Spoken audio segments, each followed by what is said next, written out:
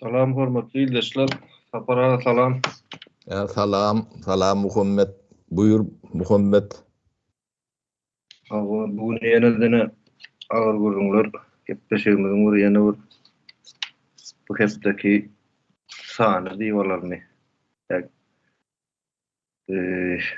Görüňler agar sapara Buna mädir birine aýtmanym oturup bolanyň içinde saklap derdini paýlaşmaly.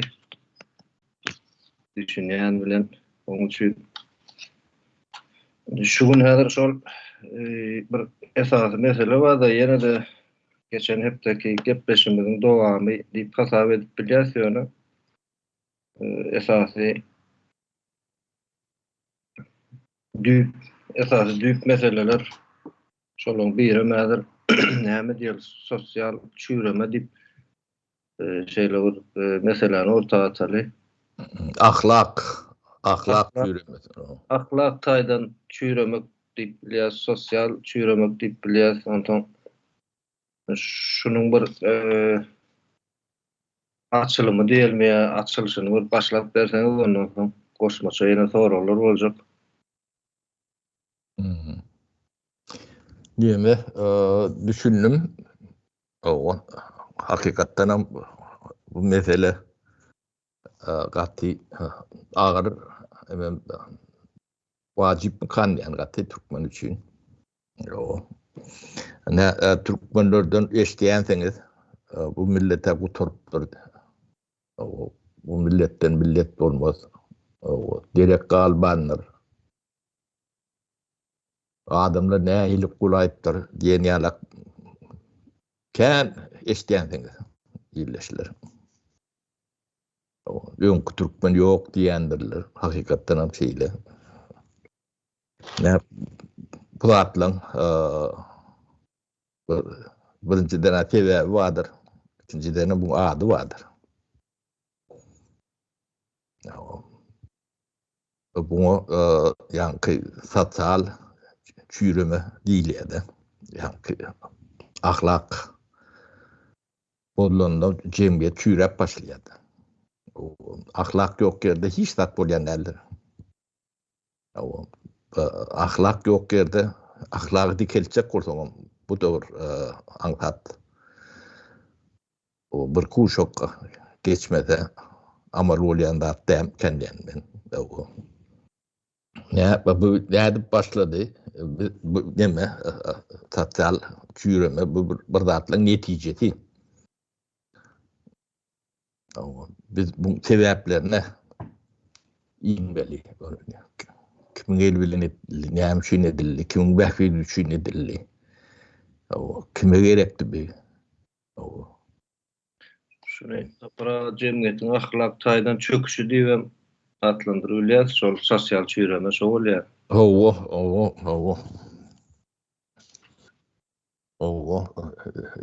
Näme?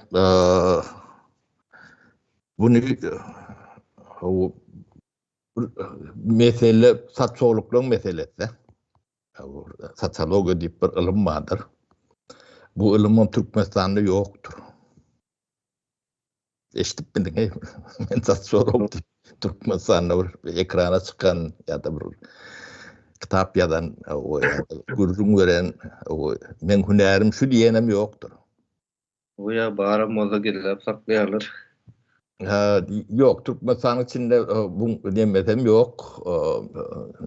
Ýokary bilimem ýok. Hünerim ýok. Problema da ýok diýilen ýalak adam ýok, problema da ýok diýip Stalin bir nemesi bar edi şonu alak. O şol tödem ýok, düşünje de ýok. Diýmek öýler üçin problema da ýok bolmaly. Sosiologiýa bir giden bir ilim, bir ýa-ni ödem 21-nji asyrda has ýa-ni wajyp emelen biri, pudoklan biri diýin. Ýöne Türkmenistanda bir Türkmen nemesinde bir spesialist vardy. Onun şu at ýa-ni Türkmenistan'ın KGB'sinin padvalına dapros edilýän. Kim diýip sorasaň aýdyp berýän kiminem bizim Berdan Sumbedow satçoluk hakykatdan satçoluk. Ýöne Türkmenistan'da bu işin hiç peýdasy bolmajagyny o bilip başka dağıtlar bilen güýme jok bolup ýören wagtlary ne bile sataşdy da. Yani şu alımda bilimde yamaşkan dönüş yapıp has nemedip o yetişti gelişti Türkmenistan'ın kendi problemlerini orta atıl gürleşlöndür sizden şayatsınız. Şu bizim dememizde 2000'den uğrak video materyal vardır. 2000'den uğrak. Ödem şolong hemmesi Türkmenistan'ın düýplü problemleri bilen bağlanşykly. O şoň köpüsünde de kemine rol vardır, katkısı vardır, çıkış edenler bile çıkış edenler. Şolar ýalak deme. Bu bir ýöne şu wagtky siziň bilgiňizde bir umumy bilgi. Satsa ahlak çökmesi bir milletin soňunyň başy diýip aýdylsa da uloldurlugy däldir. O bir millet yani satsal nemede çüýrese, ahlak nemede çökönse millet ýok bolup gidýändir. O demeti bedeli gat ağırdır. Ne biz 30 ýyllap oğurluk barada kän gurrun edenler edýändirler bir oğurluk etmedi nemedilýär. Bu bir iqtisadi mesele bolýar da. Näile şey nemede bolsa o iqtisadi meseleler çözülýär. Ya eyle ya beyle. Dünyada iqtisadi krizleri kän atlandyr. Çıkıp bolmajak derejedäki krizlerine 1929 ýylda bu dünya krizi boldy da. Qatar sondan çykdy şu ýylda toýnok satýar diýsem bolýar. O iqtisadi meseleler çözülýär. Kynam bolsa, nemede bolsa ýöne sotsial çüýremeni düzeltmek käte başardan ok. Bu nemeti ikuşly nemeti wada. Onu düşünüp demesen onun cemiyet düşünse bu üstüne işlete düşün neme çözüp bolýan o cemiyet düşünse kynam derler. Ýöne ahlak bozulan neme cemiyet bunu düşünmesi kyn bolýar da. Bu yüzlerce suutnamany ýöne bizim soňky bir onun versanak çıkışımızdan görüp bilesiňiz. Biz cemiyetin öňüne şeýle ul problemler atdyk da adamda däldir. Arkaýyn gitse bağdan gidýär, bağwanyň näsikine diýem, halmuradaga şey diýet. Şolar ýalak nemede ýörün. Cemiyetine çüýräniň nemesidir. Suutnamalardyr. Gaty umumy giňiş nemede çüýrän. Onuň biz yani oğurluklary diýip aýdyp boljak derejedäki Türkmenistanyň sömürýän sömüren adamdan aatlar bilen olan sömürme nemetinin muktary bilen aýdyp berdikler. Olan hemmeci fakt 100%. Doğru. Entägem bulary doğru nemet ben böyle onu aýdyp berýär. Şonda da ne cemiyetin hiç nemeti ırgylýan däldir. Ne şu çüýremen nemetdir.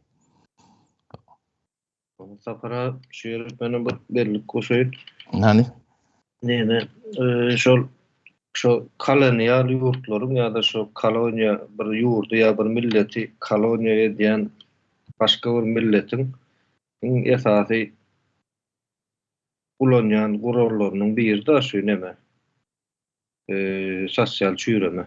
Näme üçin halk şoňa garşy durup bilmejek derejä şeýler gelmeli, düşünje taýdan jemgyýetiň düşünjesi şeýler keselmeli, ejizlemeli, şol özüni sömürüp gören milleti özünden has ýokarda goýmaly da şoň özüni sömürüp gören milleti goýýan derejesine özüni münasip görmeýän derejäge gelýär da şo sosial çüýremäň bir nemesi da alamaty.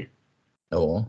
Näder şo ýöne şu ýerde şeýle soraw çykýar hani jemgyýet özünden bir şeýle çüýremeýär. Bu üstünde işlenýär da. Onum häzirde biziň jemgyýetimiz alyp göreli Türkmen jemgyýeti, Türkmen jemgyýetiniň şeýle nemesi bar, häsiýeti. Aňsat bir gaýry millet diýil ýa-da başga bir millete aňsat boyun egmez. Şonu şo milletdigini görüp durka ýankyýalyk bir dogry däl, ýalňyş bir hereketleri şo başga bir millet gelip talap etse, biziň Türkmen jemgyýeti şonu boyun egmez.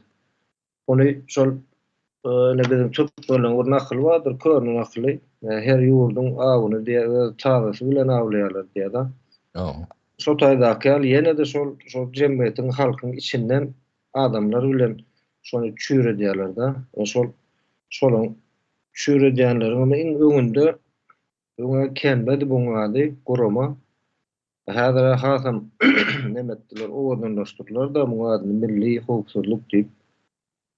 Yani bir milletin howpsuzlygyna jogapkar bir gurama häzir jemgyýetiň milletiň çüýremesi üçin iň öňde barjy bolup başga bir milletiň hyzmatkary ýa-da başga bir milletiň näme isleýseňem nemetjek da gelişjek bolýar.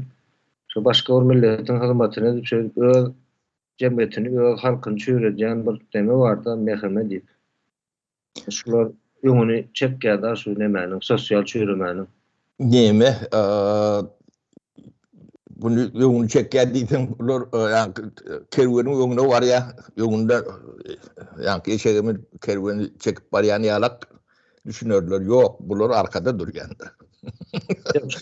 Çüýreme işinde sapara men diýjek bolanym, şo jemgyýeti çüýretmek işinde bular öňüni çekýär. Ha, bu näme Türkmenistanda bolýan zatlaryň hemmesi ssenariýasy KGB'de ýazylýandyr. Şonu düşünüň. Şonsuz hiç zat bolanok Türkmenistanda. Owruk baram bolsa proýekti şolaň elindedir. Nemesi ýani çüýreme wada başga näme bar bolsa, gadaganlyk baram bolsa Evi Türkmenistan umumur kontrol altındaky näme? Adamlaryň telefonunyň içine girip seyredip görürler näme? Şular bir ýerde ýani sygyr gäwüşede bilýärler şular. Onuň bu çüýremeni bular ukrak galandyr diýem. Ýok. Bu senariýasyny şular ýazýar. O içinde de belli demeler vardır. Bunun yuvaş hemmecetinin demesini bir orta çıkvarmalı oluyor yuvaş. O şulon illüstrasiyadan korkyanların büyük sebebi şolar. Yine bu zatlar hemmecet açılır. Gidecek yerleri yoktur. Yani illüstrasiyada hükman bolaymalılar. Bunu yani Türklerin geleceği yok da. Bunlar arkada dur. Bunlar dur onu hiç. Dursun. Entek bunları değmeli biz. Yöne şu tayda sosyal çüýremen bizim gözümün önünde olup geçti de. Özüm cemiyetin gözümün önünde. Şonu görüp görünüyorlar da. Yani Fox diye ya da yani iş şu tayda var. O tür. Perdelerin var da onun. Ol yankı perde mi neme mi bu senaryan demeden ne hem yankı İspanyolları belli yerlerde. O ne Türkmenistan gözüne getirin ne bu bir unda olmadı. Başlarında da görüyorduk. Yankı bir kaptallan yalaka deyip at verildi de yağcı yalaka katlak dörendir. Porruk o ne obrudların gözüne getirir yalak men adamdan atlarına aytıp bereyim derler. Oncuk mutayif için. Hani şun tuğratını gözüne getirin. Murat Berdi Garriyev, Murat Garriyev. Murat Berdi Sopiyev. Murat Berdi Sopiyev. Onun bir tane pres sekreterleri vardı. Kakavay Nemeyev diyen yalak. Şoğun Mendeş. O 3-4 tane yazıcı vardı. Yine de aydım ayıp görün. Bir toplu Cemal Taparov'un tut böyle ki yine de 3-4 tane vardır. Yine hiç tat bulmayan yalaktır. Bunların hiçbir günah etmeyen yalaktır. Yalakalık, lokan günah değerli kabul ediliyor da. Yönü şulon emmetine, yani cemiyetin püremesi. Yani oğurlu edilen demeler var. Çoğları hem de oğurlukları üçüründen sonra bir milyona mı köpürtseniz yine şulon emeti şodur. Bu milletin nemetini, hamir mayetini o diyorlardı. Yani ahlak nemetini. Şunu ahlakı yok etsen o cemiyette hiç vakit kanunu işlemesi mümkün değildir. O kanunun üstünlüğü var da gurur ediyen Türkmen'im isteyenlersiniz. Onu dinle bir etmiyorsa kanunun üstünlüğünü dikeltmeseniz hiç tat bulayan değildir. Kanunun üstünlüğü onun burada da geçen sefer açtı. Şu yankı adına da geçenleriniz var. Adamlarımız. Şular hazır belli bir derecede yankı yazıcılar. Ondan sonra Bram sol yankıyalı halk arasında formatlanan şahslar deyip aydılıyor da bulara. Halk arasında kanat formatlanan deyip şular eyyam yankı deyişiniz ýaly şu suwjuk bir yaranjanylyk sözlerini ulanıp köpçüligiň öňüne çykýarlar bolýar. Ben şeýle orada ýadyma düşýär şol ýankı Niýazow öwlüp başlagan döwürlerinde bizler wagt kişilikde telewizor görýärdik, şolaň şu ýüzüne seredip öwýärler ýa gapdaldan öwýärler bolýar. Şo telewizoryň öňünde utanan ýer neme oturan ýerimizde men özüm öz adymy gurlaýyn. Oynadım da şolun nemesinden. Yani bir adamın yüzüne var şey ya da arkadan olsun bu derecede ölmesi. Yani bir gen yağday var son belli bir dövül geçti olun şol bir neme uğraştık şu kadar. Adatı da atlar olup katta. Yam şu diyecek olayarım şu dövürlerden şol yankıyalık yarancanlık Yayradı, halkın içine yayrandır. Halkın içine yayradı, toylarda da hatta da yankıyalı koşup başladılar da batır gengelde.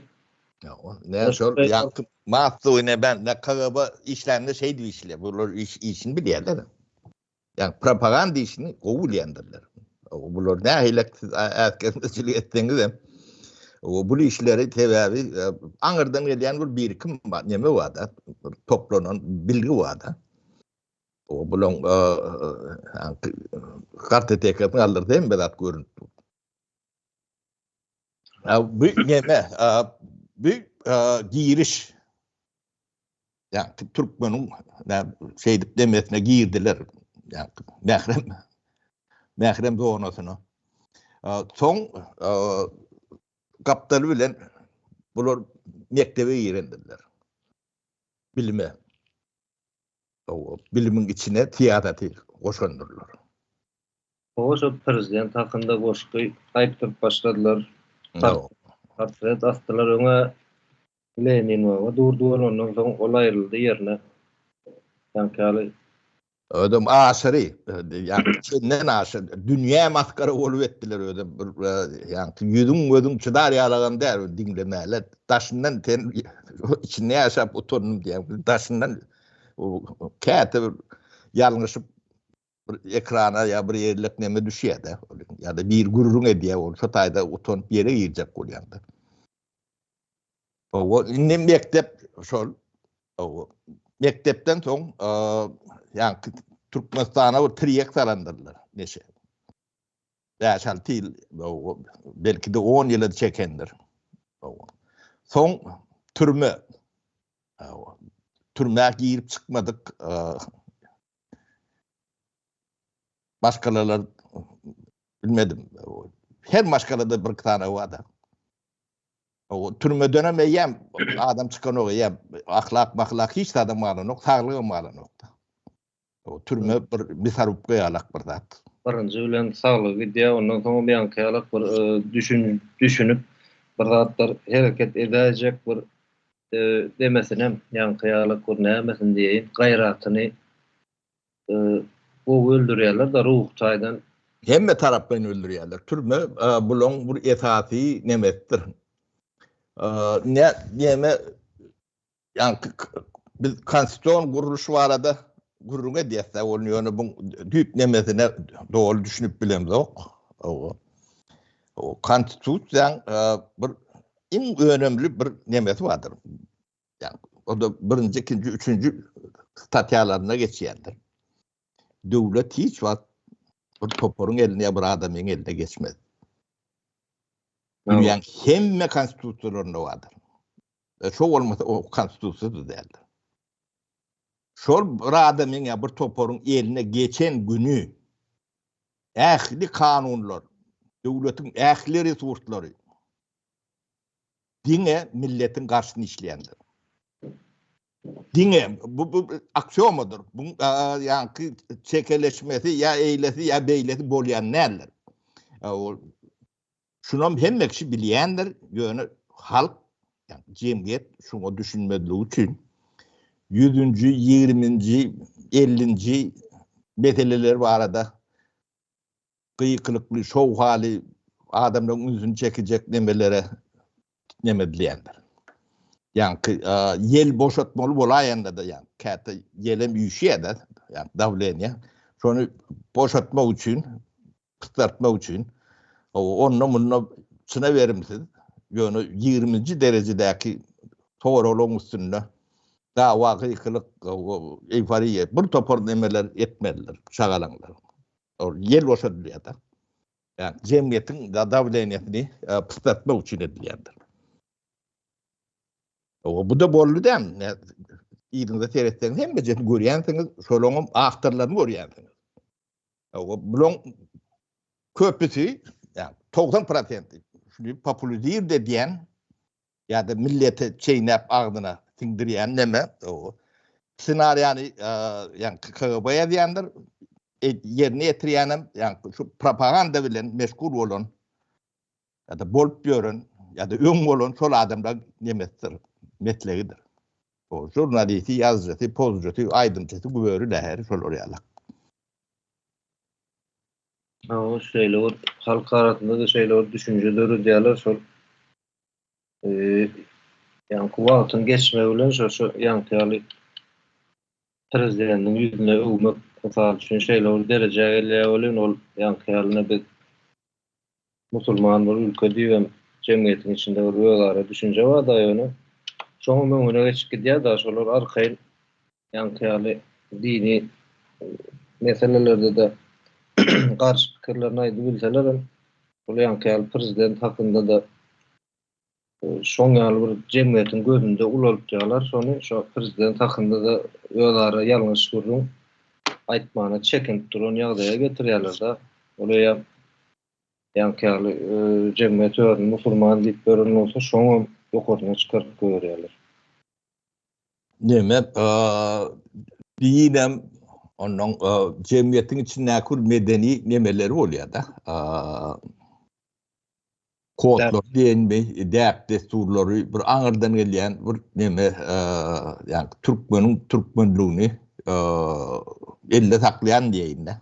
O ya da tuğrunda saklap bilyen bir Atavava gelyen dert desturlar var da. No. O şoňa seyretsen, şolar hem bejetni şuat çorwa garandyrlar. Yemes çıkandır, jylky çıkandır. O ne on in yemesini ulsuni size gözünüzde görünen şunu ayıp bereyim de. Yani halk matlagat deyip bir kuruluş vardır Türkmenistan'ın. En yokorku orgununu ileyendir adına. O statüs boyunca şeyledir. Yani hiç derdi yarayan zat değildir. Yaran yerim yoktur. Yaraması mümkünüm derler. Gelecekte de şunun alaktır.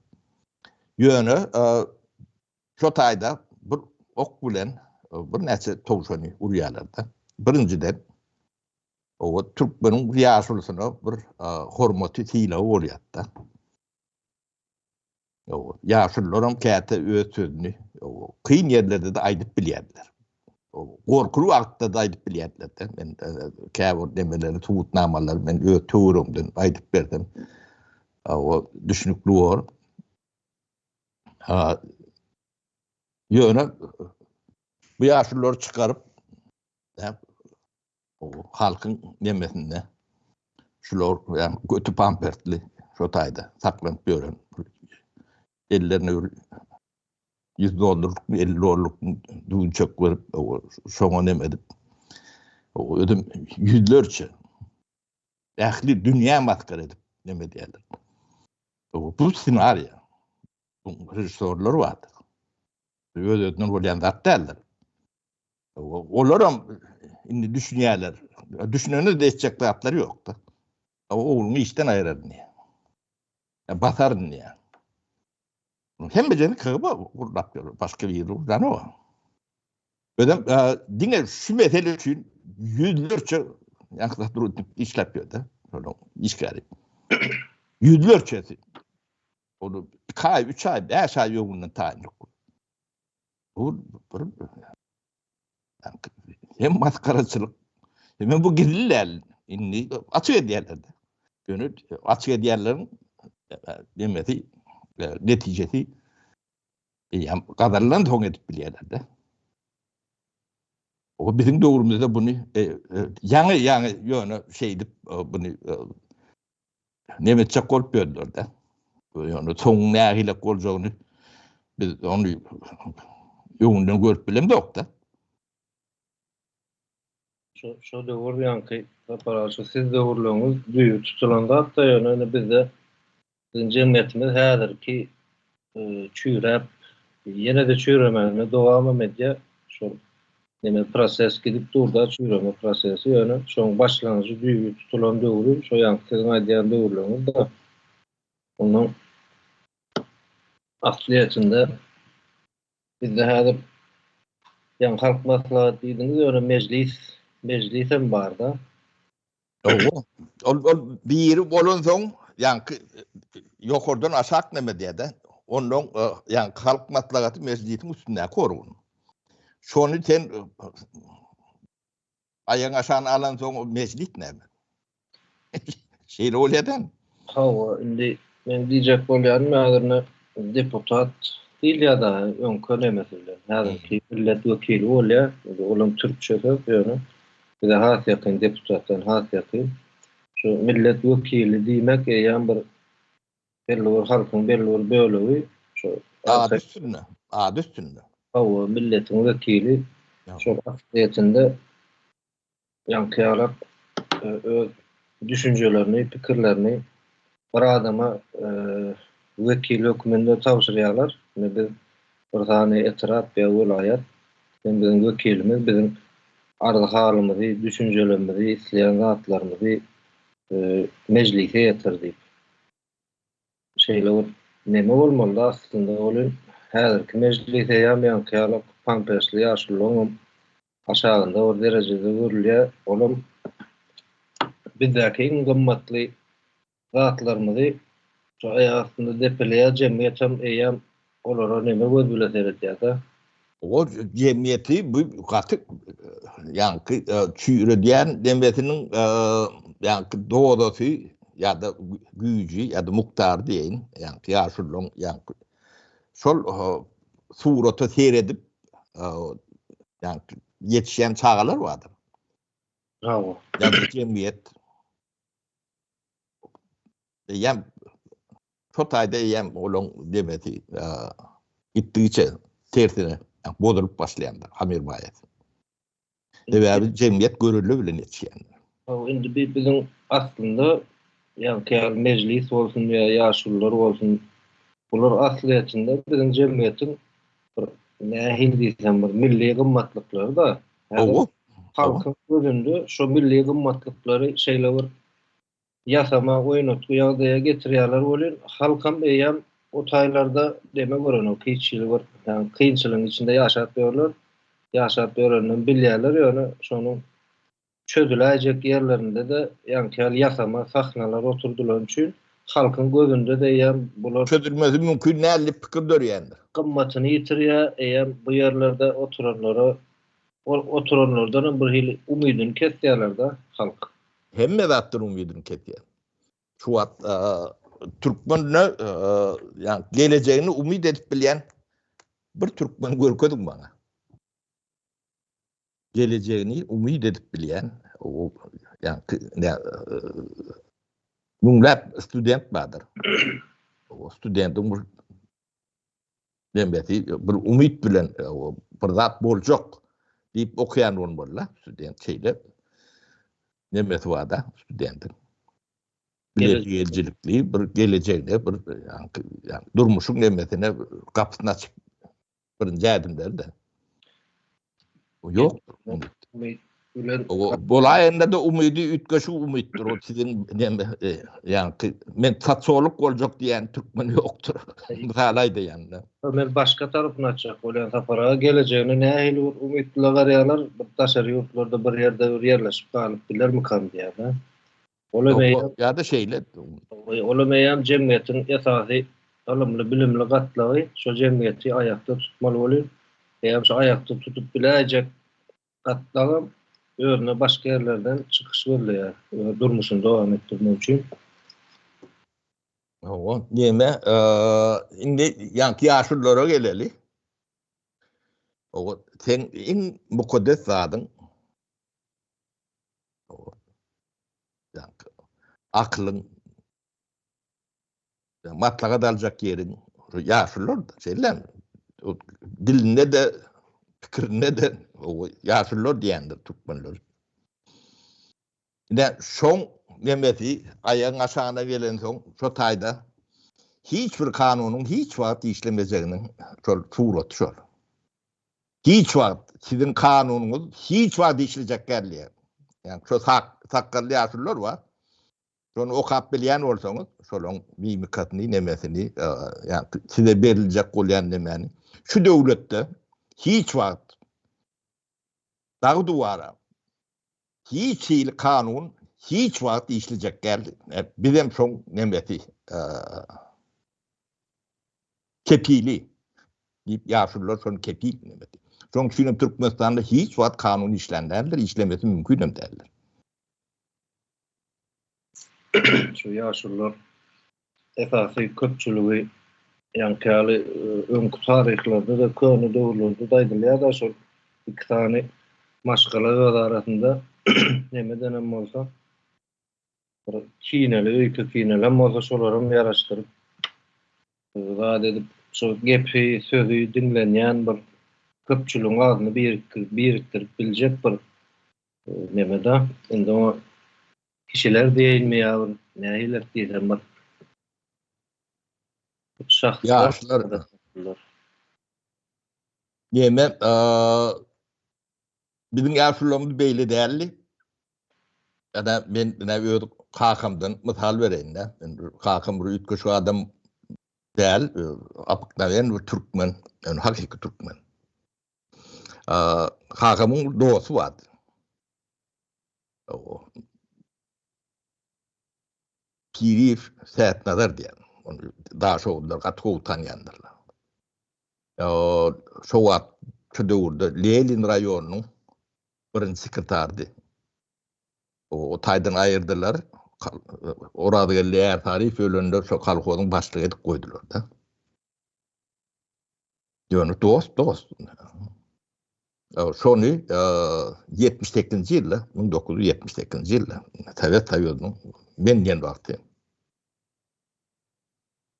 O Pripyat gitdiler diýip o direktoriň Kulobzavody wady, Ataýew diýdiler, Asyr Ataýew. Şol ikisini atuwa demetdiler. O direktore attılar. Onu atmadılar. Sonra ne başağa o.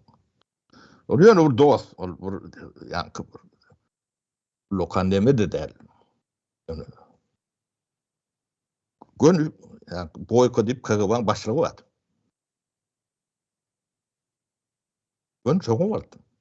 O kabul etmeyeceğim orada yani çağırdı. O zor bilen var ya. O. Şu ben dostum diye aydiye. O. Hem eden olsa o. Bu da eden olsa edenin cezasını verin. Kanun vardır. Kanun ne diyen olsa. Yani urup söğüp demetseniz karşınızda ben vurursunuz diye. Şunu deyip bile.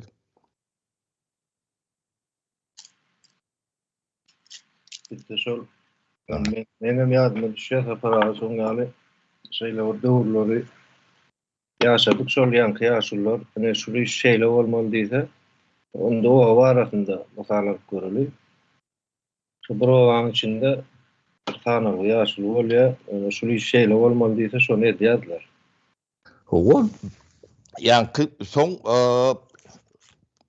işini prokuratura geçirdiler. Prokuratura da bilmedim. Taganov ne bir Yaşra olun böyle. Onun o tayga var ya kakım. Yani sledet atoboğazın delam tip yaş olun. O ne olsun diye. Hiçbirinden tanan yok.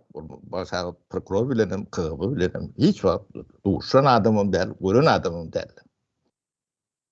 O ben şu yani peridaçı yeri içeriyalık nemetini beğenmeyecek soğum sizin şoğunu vurup bencip doğrulap o bir daha da gol çektirmeyen dinlemeyen soğunu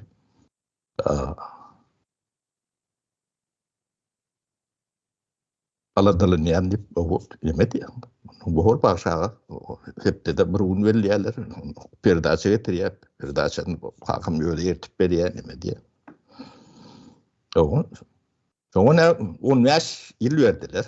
O yani öyle nimetini attılar. Asyr Ataýew atı verdiler. O türme nemettiler. Türmeden 12-13 yılda çıkarıldı. Sovet Soýuzy yıkılacak bolup yok. O türmede de hotarlyk etdik. Yani bilmende yattı da. Hayda hep de öýü getirýärdik gatdy. O adamlar ne? Yaşlılar şeyle. Bolmasa Sovet nemetinin karşısına gidip bolýarmy şu döwürlerde?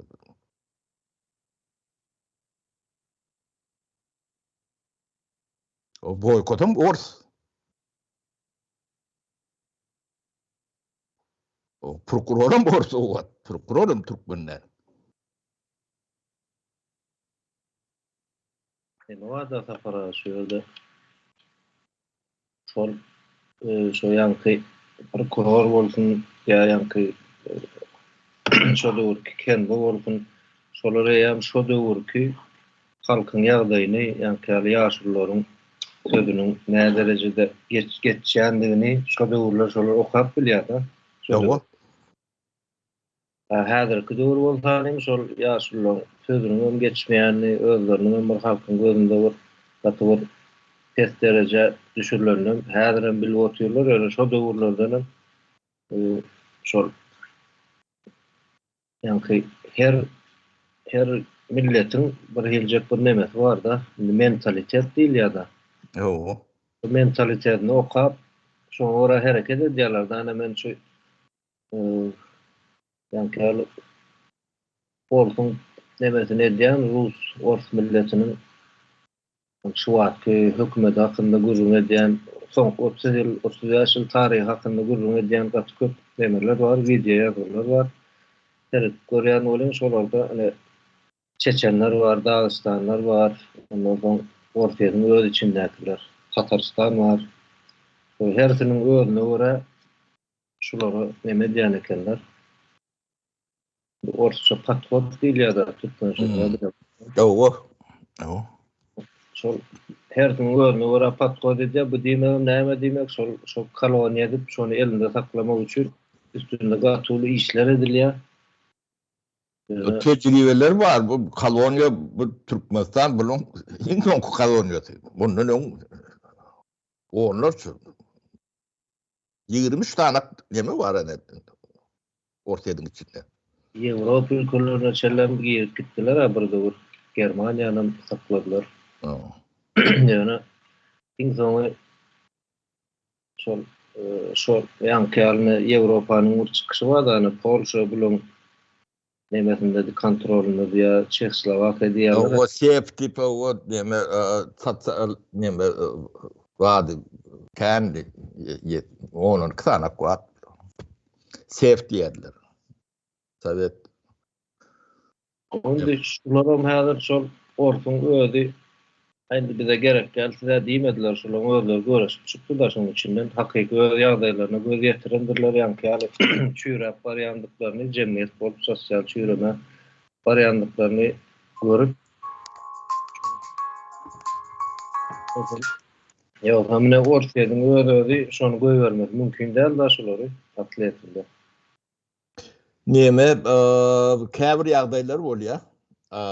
Ol sen imperiýa bolanda da bolmaňda da ýanky bir halkyň öýdi bişen soň buny saklap bolýan däldir. Güýçli bolanda da bolýan däldir. Ýanky halk ýanky azatlyk demetine ışkyna diýende düşünüp şonu öz nemetine tiňdiren soň ýani jemgyýetçilik nemetine onu ýeňip bolýan näler halk ýeňip bolan okdyp bol nemeler bardyr. Ýanky Polşaň nemetini gaýtarjak bolup kän nemetdiler. Başlaşyny adyny biz hem bejetin bilýär. Onu gaýt bärde nemede oturmaly. Biz ýöne bizim bilmeýän zadymyz kende. Bizi ýanky tarihten mahrum etdiler, öz tarihimizden. Men elementar tarih nemeleri aýdyp bereýin de. Ne Aşgabat, Türkmenistan paýtagty. Şeýle. Şu tarihi ýok. Üçüncü prezident çalşýardy. Tarihi ýok. Tarihini hiç kim bilen ýok. Soňky ýetişiklerinde hiç kim bilen ýok. O Aşgabat näde bermele gelipdir? Kim gurupdyr? Kimler ýaşapdyr? 1928-29 ýylda sende Aşgabat diýip şäher ýok. O Aşgabat Paltarazk şäher. Ödem ýanky Aşgabatda türkmen ýaşapandyr. Bilýärmi şonu? O 1929 ýylda türkmeniň ähli nemesini sany 6%. Aşgabatda. Bilýärmi şonu? Tarihte mektep döwürlerimizde de tarihte edil şol ýankyýaly giňişleýin düşündürüş hiç ýyly berlene otaydy. Yok. Şolaryň tarihi hakynda.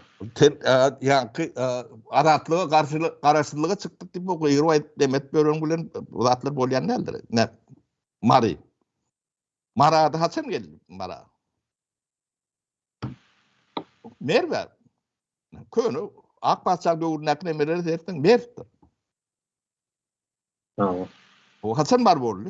Bilýärmi şonu?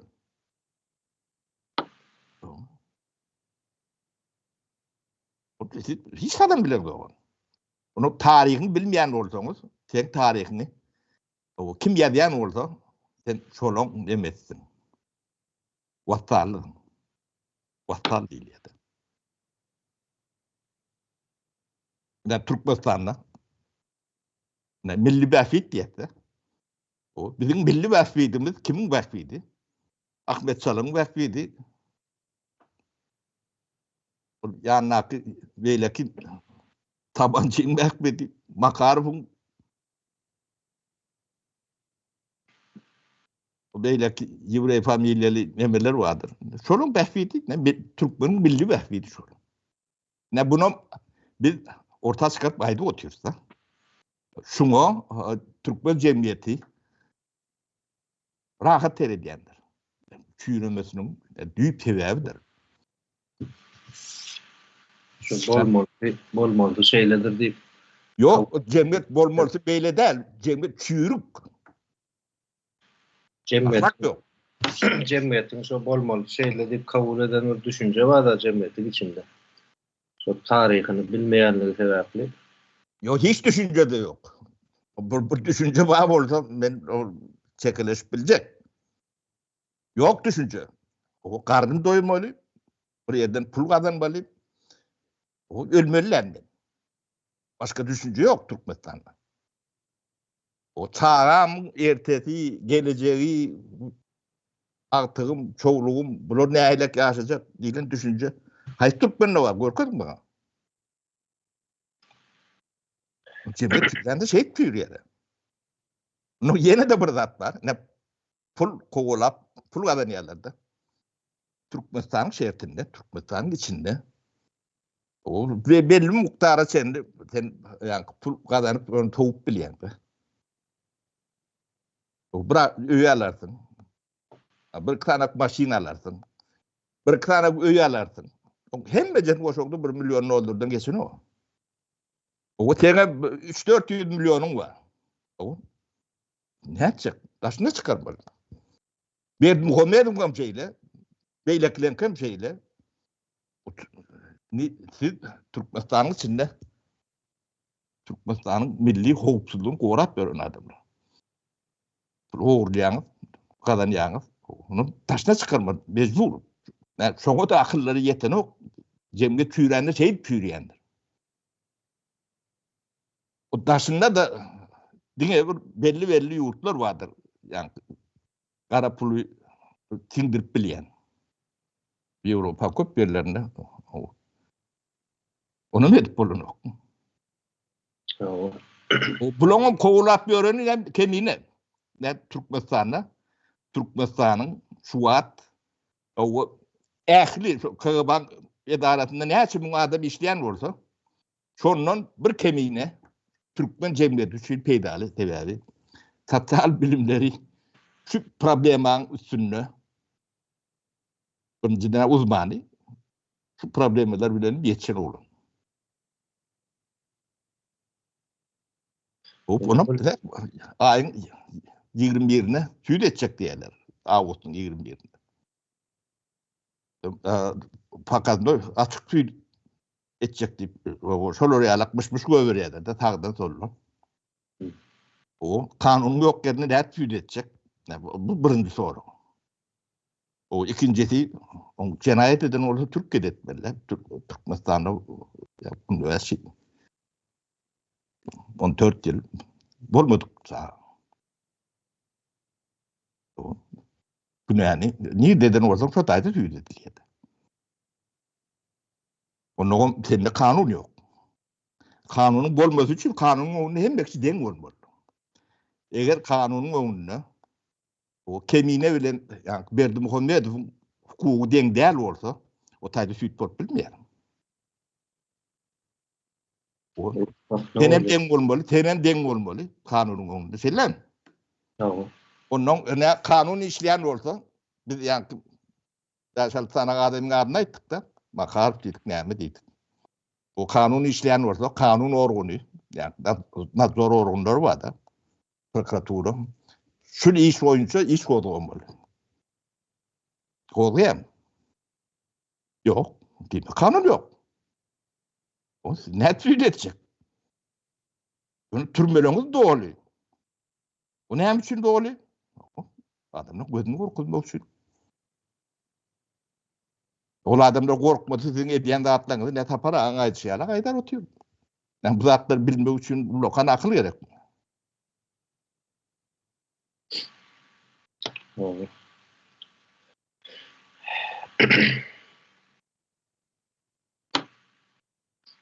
Ne? Çüyrüklüğün demesi aylığınç bunu yankı uğurluklar vardı gurrun ettik bolun şolon hem becerinin müňe 2.000'e 10.000'e çarpan emeti çüyrüklük.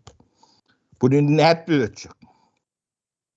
Ne şu at düzetmelik kıyırıp demet börse.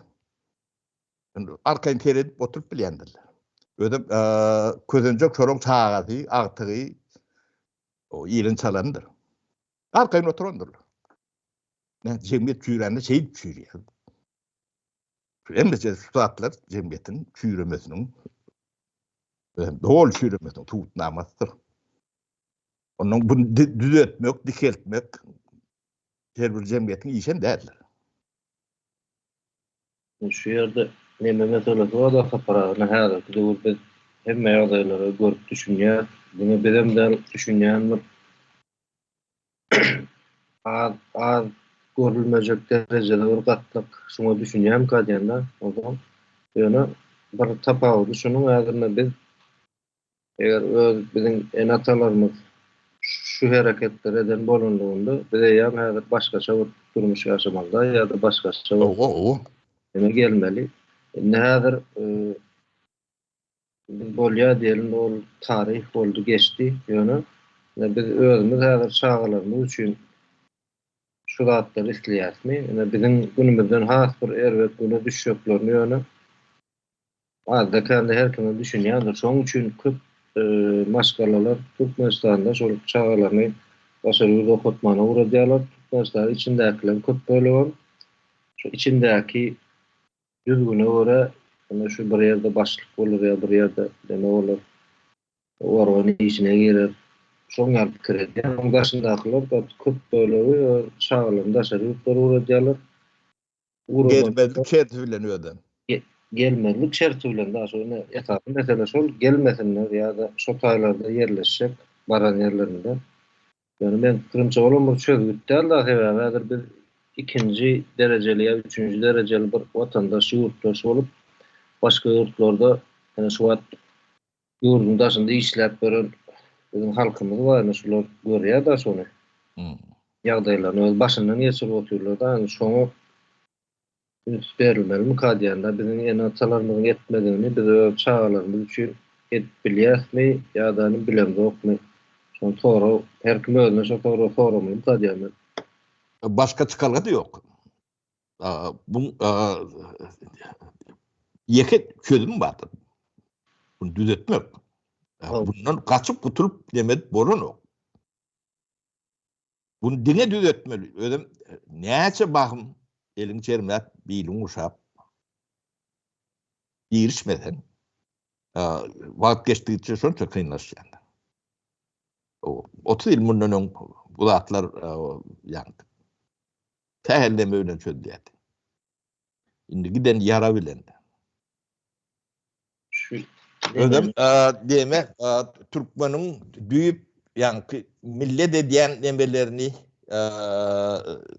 şonu çüýretdiler de. Ne ahal teke tip o dünyada Mehmet Bahadır kahramanlığı madır atam madır haltam madır yine bir yani millet bolma nemesinin tarihi nemesi hamir mayeti var da o da kuvvetli yöne ahalın ahlak taraftan çüýreşi alak beýleki obruklar çüýrenlerdir. Benim katı çüýretdir. Şeyle bir ýigrenç derecede çüýretdir. Men elimi tanımatanlar aýdaýyn. Ne aeroport şeyler. Şu aeroportda bolýan ýagdaýlar var da. Şonu bilmeýän açyk wagtly ýok. Bolmasy mümkünem der. Ya çağa bilýänlerdir o çağa. Ýöne bu ähli yani döwlet guruluşlary merkezde ötüyor. Şolun birini tez çykýanlardyr. Her bir ýerde eşitip bildiň. Aeroportda şular ýarak bedatyrlyk, nemelik, ahlaksyzlyk edilýär. Prokurorum var şu taýda, deputatam var, millet vekilim var, südýatam var, KGB'm var, politem var, salladam var, generalam var. Profesorum var, doktorum var, akademigim var. Birine tez çıktım. 30 yıl. Şu ahally meselesine geleninde menen şunu belli edip geçeýin diýip oturdum sapagyna şu ýa ýaşullary gaz etdik-de. Bizim bir 50 ýyla şu milli gymmatlyklaryň bir ýaşullar, ýani şulary ondan soň oň aşagynda mejlis magatçy önümli bir demesi gymmatlygy da bir halkyň jemgyýeti. Döwletiň tütünü ol ne gymmatlyg bol? Indi şol Türkmenistanyň içinde ýa-da ahal ýa-da salyr saryp diýe ýumut diýe şoňar bir giden nemeler var. Uly esasy uly taýpalar. Şolaryň biri hem ahal da häzir bolan ahala mäzir edil şol ýaşullaryň wezipesini ýerine ýetirýär. Olaryň bir sahna bolupdy. Owa. Ahallara Onam çüýretdiler. Ahallara tutuşluğuna ulanýarlar edil şol milli gymmatlyklaryň biri Türkmen jemgyýetiniň içinde tire taýpalar, ýani şoňa möňüne ten diýip bu nemeni çykaryp ahallar çykaryp olaram özlerini perde edip ulanýarlar şu neme imperiýa. Yo, ýene ýani käbir ýerlerde garada abrazu işi zavod fabrik diýip neme bolýandyr. Şäheri emele getirýän zawodlar, fabrikler, uly nemeler. Ýöne şu ahal teke milleti yani millet abrazu işi yani milleti bir yerik üýşürýän bir neme men ahal bolan üçin aýdamok tarihte de şeýle o şonu dargatsan çüýretsem o galadan çüýrýär, ödedi çüýrýär. Ne? İkranak ahallyny goýup, ahalňa menetini ulatdylar şeýdip. Men neme ahally diýmeli utanýan Muhammed. Men önem Tarık boljak diýip men dawa edip ýörüm şu. Bu ýerde şol ýanky esasy öňe tutulýan tarihde da näçe aňyrlygyna gitseň şol taýlarda ady tutulýan ahal teke ýomut ýa şoňa gat köreden gelýän bir neme bolup gidýär da ýanky tire taýpa bolup gidýär ýöne. Indi gelip şuň kunumuzda ýanky diýişimiz ýaly abrazu iş ýani bir millet şekillendirýän bir neme ornunda durda ýanky ahal teke. O jogapkärçilik bolmaly. Ulur jogapkärçiligi var, häzir hem bar akliýetinde ýöne şol nemenem ýanky ahal teke tire taýpadan çüýredip gaýtym ony özlerini perde edip ulanyp oturýarlar da iň bir neme ýeri ýanky indi şol ahallar üçin diýip aýdaýyn da iň bir agyr ýeri özleri şol perde bolup durda şol ýanky imperiýa şu edenetlige bir Türkmen jemgyýetiniň çüýremesine şolaryň uly goşup dur diýjek mene. Diýme ýöne möne de däl. Bu çüýremen ýani kökü şo taýdan çüýrýär. Biz diýme Türkmen bir orsun demesinde de bolsa 70 ýyl bir döwlet ýalak bolup ýaşatda 70'den orak. Şu anda ýa 199 ýyl bolup gelýär. Yani her tireden döwlet baş boldy. Biz bu aliýetine morduk, marlytyna morduk, daşowlukna morduk, çärjowlukna morduk. O bir ýomdy bilen saryny görmedik. Onuň atalary görmedik. Gedek şolun Muhammed. Bolon yani şu döwür üçün belki de gowy bolya diýilmegi mümkin. Başka edip biljek zatlaram yok. Oly ýöne ullokan yani industrial bir döwlet bolmada. Şu paýtyp görün. Kızılderli nemelere. Şoň demesini daşyn oladylar da. Şol bolan paragına şuat häzir Türkmeniň ýa Türkmeniň ýurtdaşynyň nemesini ýa-da düşünjelerini teretsen şo taýda şo düşünjeleriň içinde ýa Göktepe galaty, Göktepe galaty bar da. Başga ýadymyza düşmändiler ýa-da Göktepe galaty bar. Iň bir agyr ejer çekenem şol ýa-da şeýle ahal ilmi diýip ejer çekenem ahal ilmi häzirki döwrem ýene de şol imperiýa hyzmat edip jemgyýetiň çüýremesine de koşuntlaşýanam ýene häzir şol ahal ilmi bolupdy ýa ahal ildeşlerine diýelim ýalňyş bolmasa. Deme bu baştan demetdi bunu gaty tiz imperiýaň tejribesiniň badygynyň suwutnamaty ýa gahrman ahallar 1882-nji ýyl Sankt Peterburgda bärdine pawon böşüne orden bärik gelmem milisiýa neme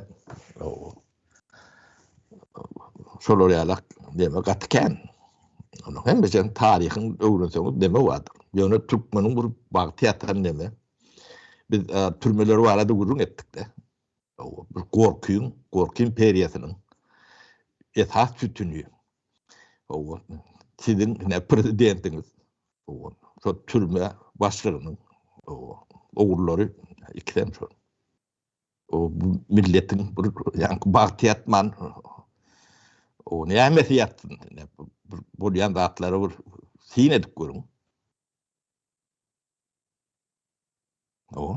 Ne şol türme başlygynyň pulu bilen ýa-da kuwaty bilen ýa-da haýwaty bilen näme kudraty bar bolsa şoň nemesi bilen ýa medstudy oturan şu dogry. Bir zat bilmän. Yani tagtada gurlany ogum diýdim. Men şoň 4-5 tane kursdaşyny bilýän. O istukan diýildi. Istukan. Sen döwletiň başy. Bu çüýremen bu millet direkt.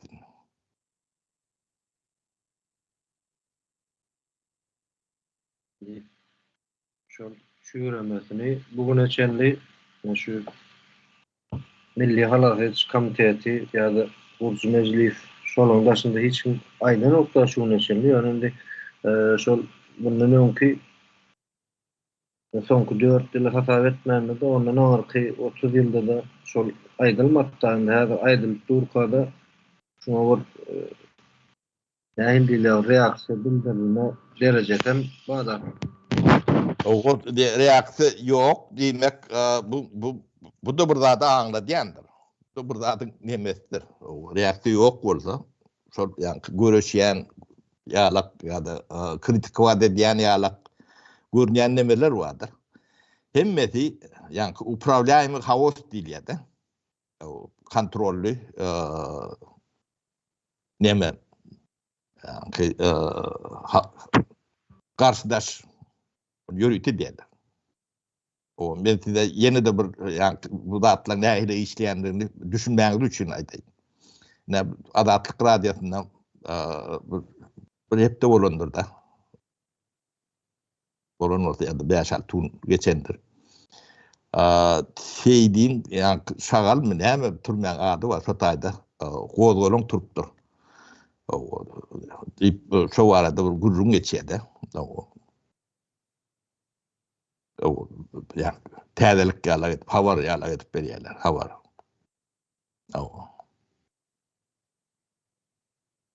Bu näme üçin deme. O kimin üstü bilen berilýär, näme üçin berilýär. O biz ne türbe barada bir killenler gurrun edip gelýär. O türmäň içinde patlamaly. Şo patlamadyň öň ýanyndan şonu patlatmajak bolsaň.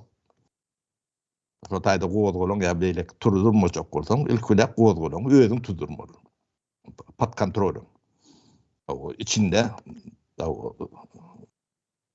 bir tane adamdan başka bu pat kontrolün bolýanyny bilýän däldir.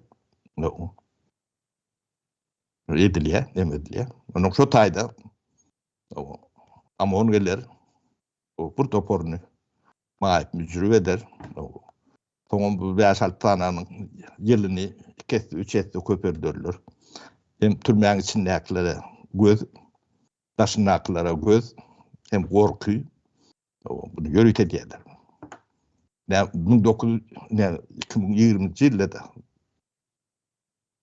protest bolandyr. Nemedäk İstanbullak. Bu da ýapdy. O kontrolüň asandaky gowdgolaň diýilýär bu zatlara. Ne bu zatlar şey berilýärdir. Onuň şu zatlar analiz edende o kimin ulogy nireden çykýar? Dip onu analiz edip bolýar bu zatlar. Yani Türkmenistan'da Sovet demetinden üytken hiç zat yok da. Bunun yani köyünde Sovet demetinin işleş demetini bildi. Bunun näme edip göründür? Et belli. Bu yerde sapara şeyler ýagdaý var. Häzir indi öňkü döwre bir şu imperiýa kontrolunu alyp bilmeýän bir bölegi var da, kontrol alyp bilmeýän bir näme diýsek. Ýeri diýilýär, sosial media var da, şu ýerden köp adam habarly dinleýär, belli düşünje gelýär ýöne. Şu ýerde men bir pikirim paýlaşaýyn. Yani Dinleýän bir nämäni bilen, ýurtdaşlaryny bilen, şu ýerde halkyň içinde şeýle düşünje var, bir diye ayağa kalkıp benim kalacak diye de. Yani birinin ayağa kalmasına karışmak demek yani şu çürümene devam etmek demek sol. Yani birinin ayağa kalması yani birinin buyruk karışmalı değil da yani mesela düşünen adam çağalarının geleceğini fikir eden adam yarına bir yolda sorulmalılar mukaddiyen tedavi. Şu açık aydın fikirler, düşünceler meğer çıkıp aydılcıkça şunu meğer çıkıp medya çıktıkça yani şunu deme oluyor da aydınlık kovu da bunun korkan zadi aydınlıktır. Karşı taraf sonuçta bu işten açacak da onun için bir hükmaniyanın yoldaş almalı olmak hareket edip olmak diye düşünce yok. Her türlü usulü var da görüşünü. Bilgi paylaşma usulü var. Yani esası sosyal medyanın gücü şu bilgide de gerçi bilgi köp olur sonuçta sosyal medya güçleniyor. Halkın sonuçta özünü çekiyor da ondan sonra yine hareket tarafına seyretmen yani düşüncelerini, fikirlerini paylaşmak ya da belli bir derecede informasyon vermek yani türmeler hakkında yani şu esasen şu işlerin hemmesinin onu böwet bolup duran meheme var da yani şolar hakkında näçe çok informasyon oldu, bilgi oldu. Sonuçta da bulan güýçleri açýar, türme meselesi şol. Owo deme türmeler yapılmalı. Yani Türkmenistan'dan bunu yeni bir tapar gaýtalap aýdaly. O içinden gowdgolaň turup demedilýärmi, daşyndan buldozerli sürülüp ýykylýarmy? Türkmenistan'a ýeke Türkmenistan'da da kanunyň işlemeýän ýerinde türme bolmasy mümkin däldir. Bu özü bir cinayetdir. Onun içindäki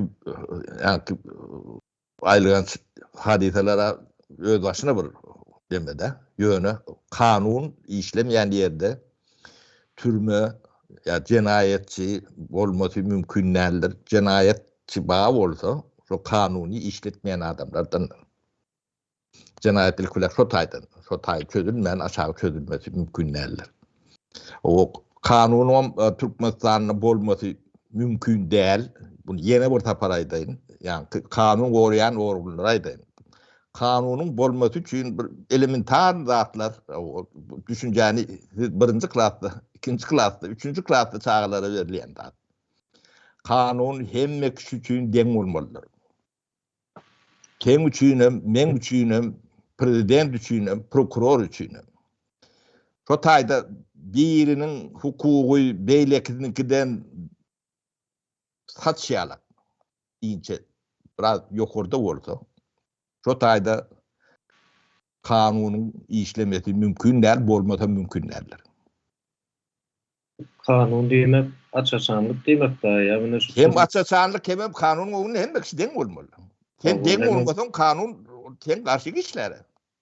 Onu şu türmelerde de hatta da yankıyalı türme basılan adamlar var. Şuların dine bir daralavçısı da hükmani zuruta aklawçısı da olmalı. Ondan sonra şol edýän işlerini eger hakykatdan hem kanuny daýandyrıp edýän bolsa onda oňal gidilin ýa bu kulup ýa bir şey iş edilmeýär da o taýda.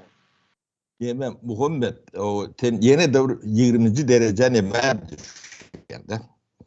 O kanun konstitüsiýadan başladı. Ne rotayda güç ayrımı diýip bir zat bardyr. Güç ayrımı diýilýärdir. O. Rotayda güç ayrımı bir ýerik düşýän bolsa bir adamyň eline ýa-da bir gruppaň eline düşýän bolsa, oň aşagyny ondan boş ber. Aşağı jelebiň demesi alakdyr. Lar ýogu diýen, butkos diýen, şonu alak bolýandyr. Şu bizim cemiyette saparayan kâylık bir neme düşünce var da hani kanunu karşı gidýär diýip öýlerçe düşünce var. Ýöne şol kanunun yok yerinde nähilek näme O karşı. propaganda, şoňa ýani çüýren jemgyýetiň propagandasy diýilýär. O konstitusiýada prezident telewizionda görüp görürsüňder. Şo men kanun diýär. Günne diýip bu size.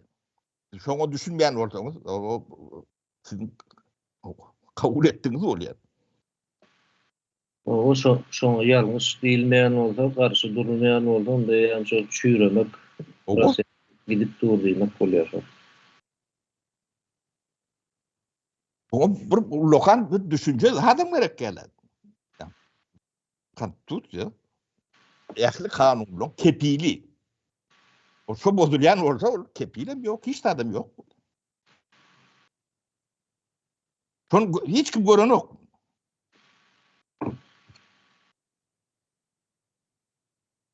O adamlar näme etatna süýde diýeniz. O ilk kanuny düzedin. Güýç aýrylygy. Güýç aýrylygy deme bolanda süýt garaşsyz bolmalydyr. O prokuratura da garaşsyz bolmalydyr. Hukuk, adalet işleş nemesi bardyr. O garaşsyz däl bolsa siz näde süýledýäňiz?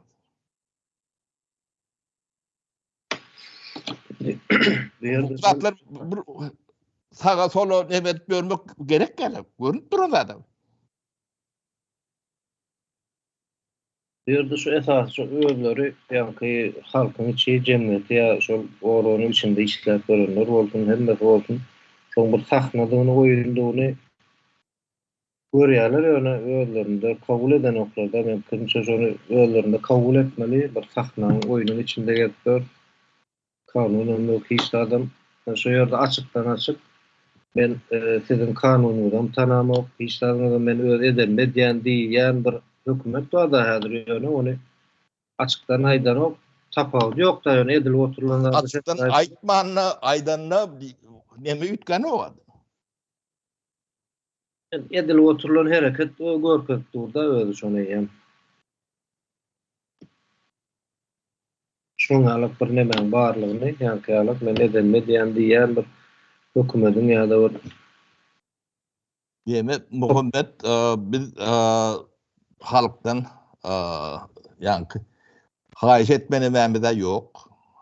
Ýöne şu ýagdaý düzelmese bu milletin geleceğinin ýokdugyny duydurmak, nemetmek, mene yaşlı olup şonu nemediyen.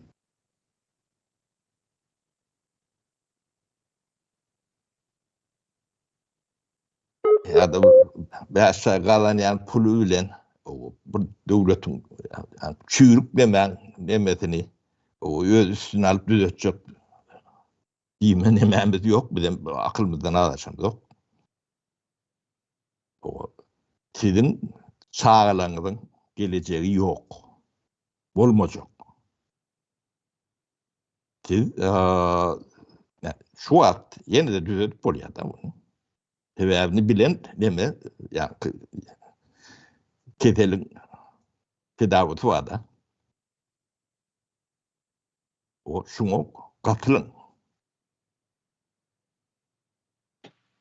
O şu bir gaydiyan dağıttığımızdan halkın içine yayradın. O şu nemede yani abone olun, im olman. Böyle bir gayrat, bir namus, bir nalaz eden olmayan böyle. Özünüz utanın. Sizi iyi utanılacak olup nemet bölümde yok. Aynen her edin. Sağalan yanına varyantınız. Utanın yok mu? Özünüzden utanın. Nemede asapara şol yankıyalıp şu gepleşikleri seyredip düşünýän bir gatlak var. Adra molda ýöne köpsi özünde nemeni görýär. Yankıyalıp B-plan diýil ýa-da ýene bir çykyş ýolum var. Bu ýer bolmasa başga bir ýer diýip ýöne hiç ýeli B-plan ýok tutma jemgyýetinde. Şu özüni halat edip bilmez üçin näme hereket etse häzir janyta gowaty, düşünjesi bar gowaty, güýjü gowaty bar gowaty. Şuňa goşany öz üçin bähbetli. Halkyň jemgyýetin. Halk diýende de mäzer ol köpsi halk diýip şu özünden başgalar halk diýip görýär da ýöne özüni de halkyň içinden.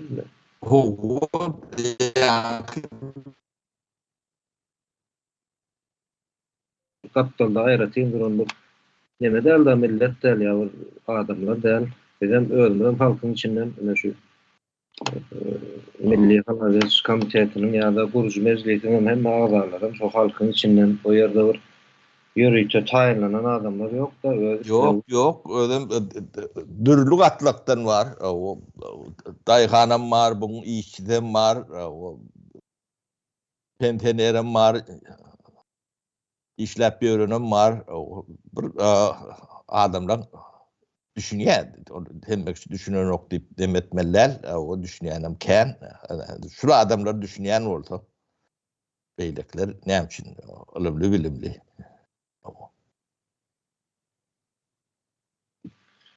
Yemek hükümet katı uduyuna metmeli dememizi. Bu tema katı uluy bunu kutoror yalak değil. Bunun ne ile ne çevurun etsen edivermeli bunu. O iyileşlerden hem hayiş ederi. Giden dalları vardır bu nemen problema. Şu an içine giyirin. Bunu bir halk bilen paylaşın, düşünsün, fikrini aydın. Bu ulu il demesdir problemidir. Bunu il bolup çözmelidir. Halk bolup çözmelidir. Ene şu menim şol iýde dinleýän şu gepleşikler, çykyşlar bolan şol şeýle gurrunlar edilýär bolan. Şol iýder gurrun dowam etsin diýip isleýär da adam her kim öz ýanyndan dinlemek bolýar, dinlemek bolýar diýip çelýär. Düşünenden soň ondan soňky ediljek iş we da hereket şol her kim öz ýerinde, öz oturan ýerinde men nähilrak goşan diýipler. O hukman ýankyl biz diýemiz, o sapara bize goşulun ýa açykdan açyk. Yok. Yok, her kim öz ýerinde nähilrak bir goşan goşup bilen öz ýanyndan nähilrak bir hereket edip bilen şahsy bir näme diýer, özel diýer atyklar, liçni. Her kimin özüne değişlirak bir meselede ýöne şolu boldy.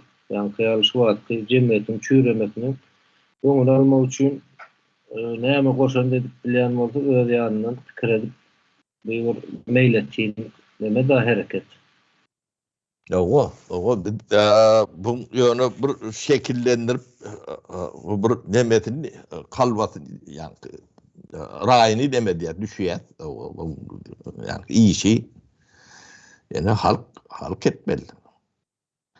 Biz edip bilenimi ne bir yaşlı olup bir Türkmenin etmeli zaten ne diyen men lokan algın bergimem yok siz bilen o. Hoğun şu yerde şol çıkış ediyen yurttaşlarımız var. Daşından belki serediyen adamlar pikir ediyendir. Bular aýratyn bir neme yok. Bizde halktan tapawdymyz yok. Yani has ýokary bir bilgisi, has ýokary düşünjesi bolan adamlaryň, ildeşleriniň barlygyndan hiç şep şüphemiz yok ýöne. Her kim öz ýerinde öz pikirlenmeli. Men näil goşan dediklerini. Onda sapara şu wagtym Sağ olun, sağlıkta görüşelim. Hürmet sana da sağ ol. sağ olun, ildeşler sağ olun sapara.